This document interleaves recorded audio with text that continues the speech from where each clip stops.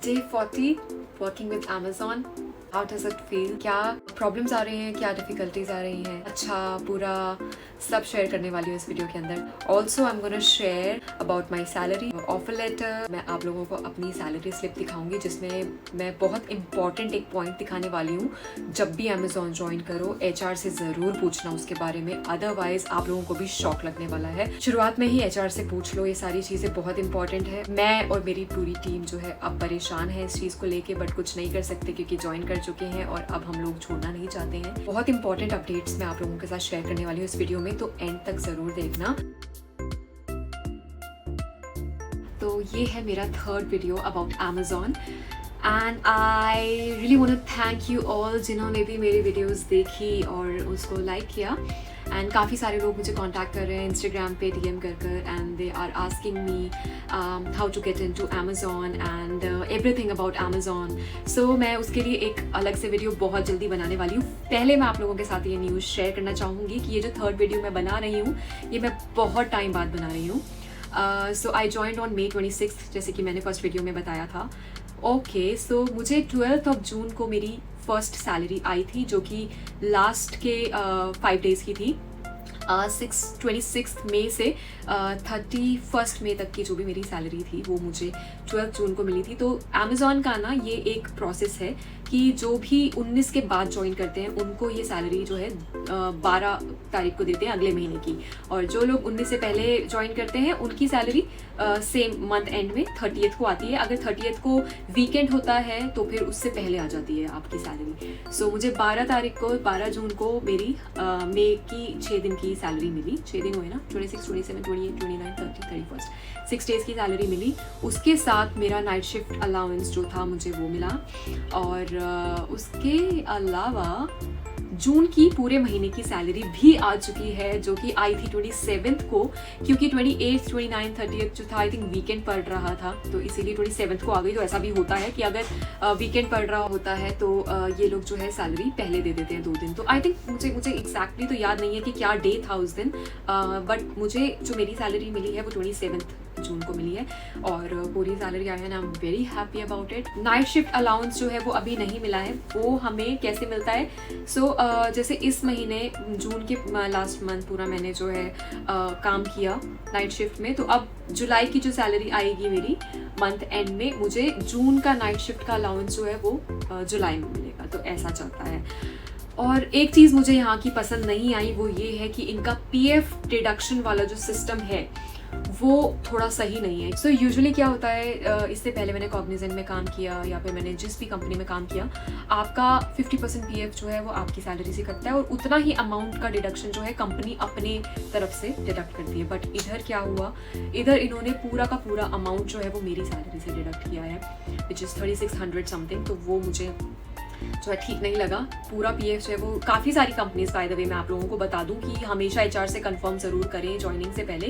जो भी अमाउंट इन्होंने बताया वो ये नहीं बताया कि उसमें PF भी डिडक्ट होगा. तो अगर पता होता तो फिर इस बारे में हम लोग HR से डिस्कस कर पाते, बट ये मेरे साथ अब हो चुका है तो मैं कुछ नहीं कर सकती. मैं क्या, मेरे साथ मेरी पूरी टीम है एंड पिछले जितने भी लोग हैं सबसे पता किया, HR से भी कंफर्म किया. तो उन लोगों ने एक डॉक्यूमेंट है जो कि हमारे ऑफर लेटर के अंदर ही होता है, वो देखा. कोई भी नहीं पढ़ता है डॉक्यूमेंट ऑफर लेटर, और पढ़ना चाहिए, बट इतने सारे पेजेस होते हैं कि हम सारे लोग स्किप करके साइन कर देते हैं. बट उसमें HR ने बाद में दिखाया कि हम लोगों ने ही साइन किया है कि जो पूरा का पूरा अमाउंट है वो हमारे ही सैलरी में से कटेगा PF का. इस बारे में हम कुछ कर नहीं सकते हैं, जबकि गूगल पे ऑनलाइन इन्फॉर्मेशन दे रखी है कि अगर employers part and employees part जो पूरा का पूरा अमाउंट है अगर वो एम्प्लॉय की सैलरी से कटता है तो देयर इज़ दिस साइट जहाँ पर जाकर आप कंप्लेन कर सकते हो. बट कोई फ़ायदा नहीं होगा क्योंकि ऑलरेडी वो डॉक्यूमेंट ऑफर लेटर जो है आप साइन कर चुके हो. तो हमेशा ऑफर लेटर एक्सेप्ट करने से पहले I would suggest you guys to go through that clause. आपको ऑफर लेटर मिलता है, प्लीज़ उसको थोड़ा सा पढ़ लो, थोड़ा टाइम ले लो और उसमें वो क्लॉज जो है वो ज़रूर देखो. PF वाला कुछ कंपनीज जो है वो पूरा मतलब हाफ अमाउंट वो पे करते हैं एम्प्लॉय, और हाफ एम्प्लॉयर पे करते हैं और हाफ एम्प्लॉय पे करते हैं. बट कुछ कंपनी जो है वो पूरा अमाउंट हमारी सैलरी से डिडक्ट होता है. मतलब बहुत ही क्लियर वर्ड्स में लिखा हुआ है मेरे ऑफर लेटर में कि पूरा अमाउंट मेरी सैलरी से डिडक्ट होगा. HR ने पढ़वा दिया है वो जाके, तो अब मैं यहाँ पर कुछ भी नहीं कर सकती. So always check with your HR ask them कि जो PF डिडक्शन होगा वो कैसे होगा, मुझे वो एक्सप्लेन करें। बाकी 1 महीना मेरा हो चुका है कॉल्स लेते हुए, बहुत सही चल रहा है, ऐसा कुछ प्रॉब्लम नहीं है। बट एक दिक्कत है, वो ये है कि हमारा पूरा परफॉर्मेंस जो है वो कस्टमर्स के फीडबैक के ऊपर बेस्ड है। यानी कि अगर हमारा कस्टमर हमें 1 स्टार देता है, 2 स्टार देता है, ये समझ के कि अमेज़ॉन को दे रहा है वो, तो ऐसा नहीं है, वो हमें मिल रहा है और हमें उस पर जज किया जाएगा। तो कई बार कस्टमर जो है वो अमेज़ॉन से परेशान होता है, उनकी प्रोडक्ट नहीं डिलीवर हुए टाइम पे, या डैमेज आइटम मिला है, या फिर कुछ इशू हो जाता है उनके डिलीवरी गाय से, तो वो उनको हर कॉल के बाद एक सर्वे फॉर्म जाता है जो वो फिल करते हैं। उनको नहीं पता कि वो सर्वे फॉर्म जो है वो हमें जाता है पर्सनली, हमारी परफॉर्मेंस अफेक्ट होती है उससे, जो कि मेरी कई बार हो चुकी है इस लास्ट मंथ में, जून के महीने में। मूड भी बहुत ख़राब हुआ कई बार कि मेरी कोई गलती ही नहीं थी इसमें, लेकिन उसके बाद भी जो है मुझे क्यों 1 स्टार मिला, और उसके बेसिस पे अमेज़ॉन जो है वो आपको जज करता है। आपकी परफॉर्मेंस अगर अप है तो वो 5 स्टार्स की वजह से है, क्योंकि कस्टमर्स ने आपको 5 स्टार्स दिया था।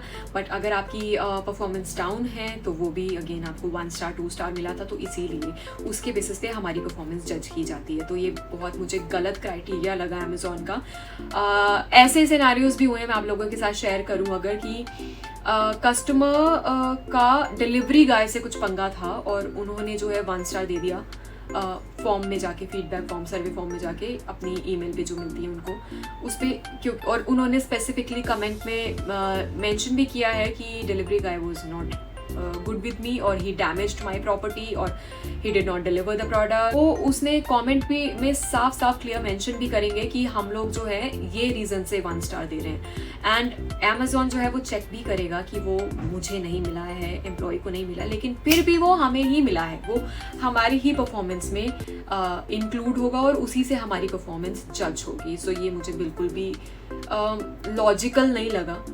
तो ये चेंज होना चाहिए, बट ये नहीं हो सकता बिकॉज पूरी अमेज़ॉन कंपनी उसी पे चल रही है। सो एम्प्लॉय का थोड़ा सा सपोर्ट भी करना चाहिए, जो वो नहीं करते हैं। ये इस बात से मैं थोड़ा खुश नहीं हूँ।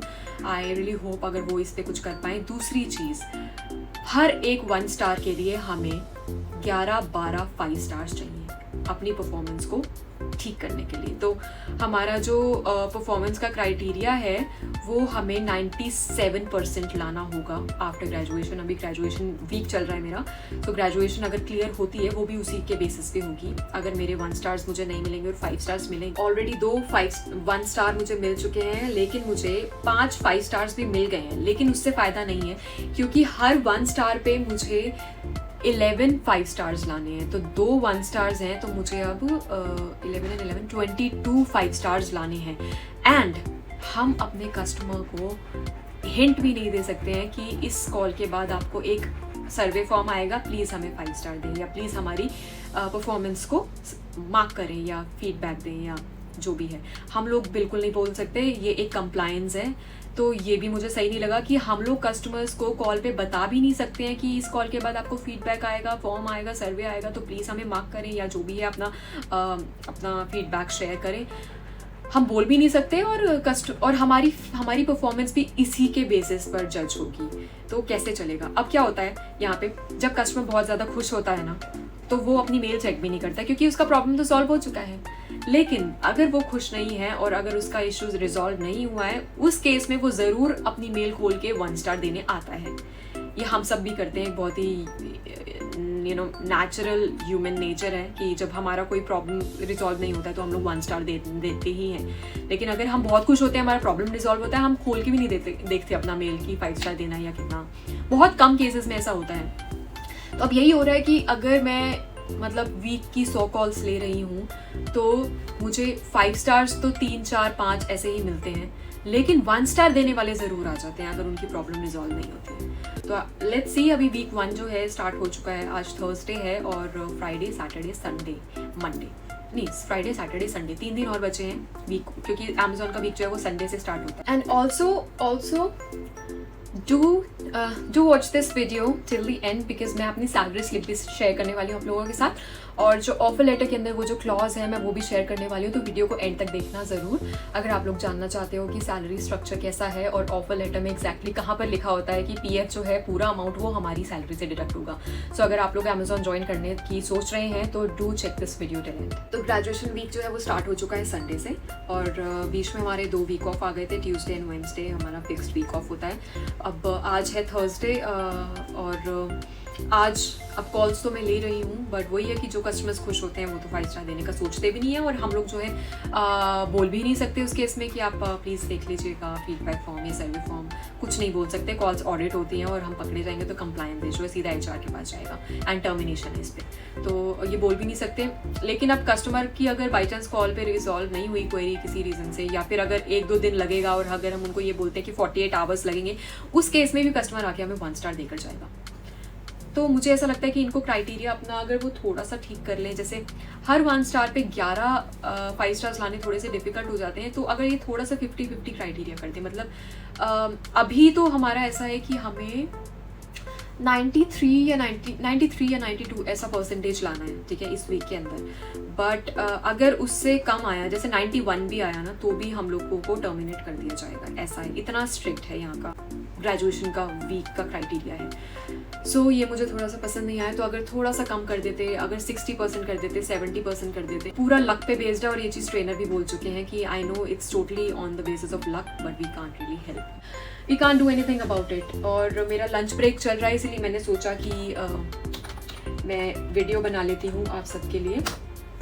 लंच ब्रेक 30 मिनट्स का होता है और 22 मिनट्स हो चुके हैं मेरे लंच ब्रेक को, और मैंने सोचा कि इस टाइम को यूटिलाइज़ करूँ और आप लोगों के लिए वीडियो बना देती हूँ, क्योंकि अच्छा रिस्पांस आ रहा है और लोग एक्चुअली जानना चाह रहे हैं अमेज़ॉन के बारे में। और बाकी guys about how I joined through a consultancy, जिन्होंने मेरी हेल्प करी।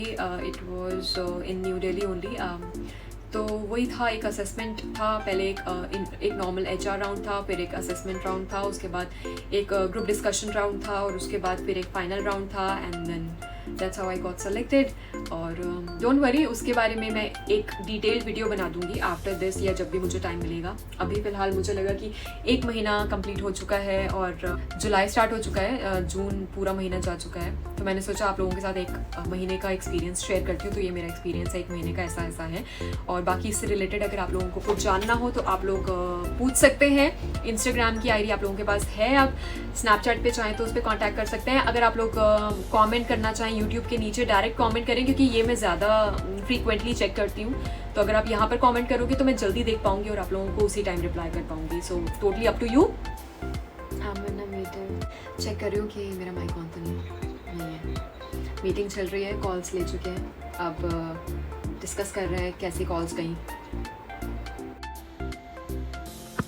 So this amount has been deducted, और यहाँ पर लिखा है कि PF एम्प्लॉयर्स कॉन्ट्रीब्यूशन, और 1800 जो है ये मेरी ही सैलरी से डिडक्ट हुआ है। एंड सिमिलरली हियर ये employ contribution you can see 1800, ये भी मेरी सैलरी से डिडक्ट हुआ है। Okay, here this is the clause जिसमें लिखा है your base pay is inclusive of both the employers and employees provident fund contributions, your salary will compensate you for all hours worked. अगर ये लिखा है आपकी भी ऑफर लेटर में, तो भाई आप लोग कुछ नहीं कर सकते हो। PF का वो आप ही की सैलरी से कटेगा। और मैंने सैलरी स्लिप भी शेयर की है जिसमें आप देख सकते हैं 1800 प्लस 1800 दोनों मेरी ही सैलरी से कटा है। बाकी अभी इस वीडियो को मैं यहीं पे एंड करती हूँ, मेरा ब्रेक भी ओवर होने वाला है, and I will see you guys in my next video. Till then bye bye.